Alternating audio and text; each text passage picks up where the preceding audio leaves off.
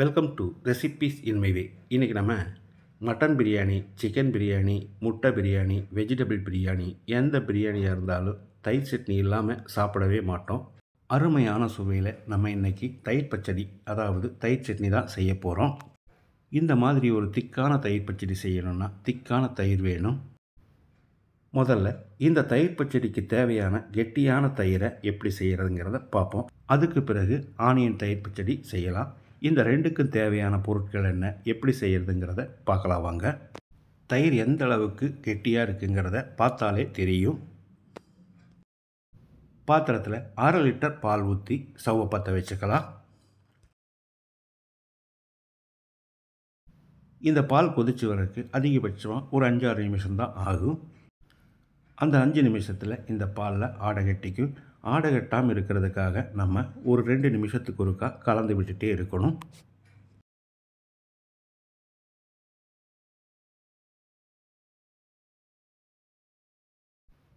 இப்போ பால் கொதித்து வந்துருச்சு. ஸ்டவ் ஆஃப் பண்ணிவிட்டு மறுபடியும் கலந்து விடணும். இது கொஞ்சம் ஆறுற வரைக்கும் கலந்து விட்டுட்டே இருக்கணும். இப்போ இதை எடுத்து ஆற வச்சிடலாம். கை பொறுக்கிற அளவுக்கு சூடாறணும். ஒரு 2-3 தரம் கலந்து விடுங்க. இப்போ பால் கொஞ்சம் வெதுவெதுப்பாக இருக்கிற அளவுக்கு ஆறிடுச்சு. ஒரு பவுலில் 2 டேபிள் ஸ்பூன் கார்ன்ஃப்ளோர் சேர்த்துக்கலாம். 2 டேபிள் ஸ்பூன் அளவு அதிகம் புளிப்பில்லாத தயிரை சேர்த்து நல்லா கலந்துடலாம். கார்ன்ஃப்ளோர் சேர்த்தா உடம்புக்கு கெடுதல் இல்லையான்னு கேட்பீங்க. ஆனால் கராச்சி அல்வாவில் சேர்க்குறீங்க, சில்லி சிக்கனில் சேர்க்குறீங்க, சிக்கன் மஞ்சூரியனில் சேர்க்குறீங்க. இந்த அளவுக்கு கலந்த பிறகு இதோட ஒரு 1/4 கப் அளவுக்கு நம்ம காய்ச்சி ஆற வச்ச பாலை ஊற்றி கலந்துடலாம்.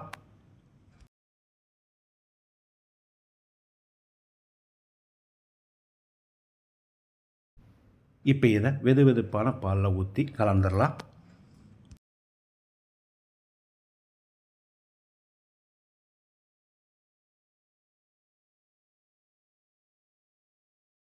நல்லா கலந்து விட்ட பிறகு இதை வேறொரு பாத்திரத்தில் ஊற்றிக்கலாம்.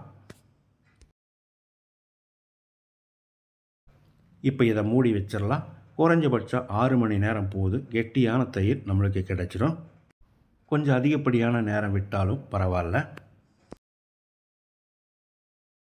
நான் 8 மணி நேரம் புளிக்க விட்டுருந்தேன். தயிர் கெட்டியாயிருச்சு. பார்த்தாலே தெரியும். வெட்டி எடுக்கிற அளவுக்கு தயிர் கிடச்சிருக்கு.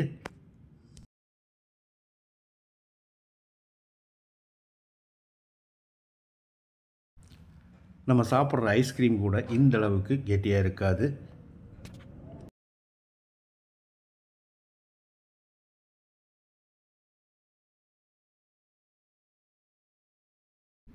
தேவையான அளவுக்கு தயிர் எடுத்துட்டோம். இதை ஒரு பவுலில் போட்டுக்கலாம். இப்போ இதில் 1 டீஸ்பூன் உப்பையும் சேர்த்து கட்டி இல்லாத அளவுக்கு நல்லா கலக்கணும்.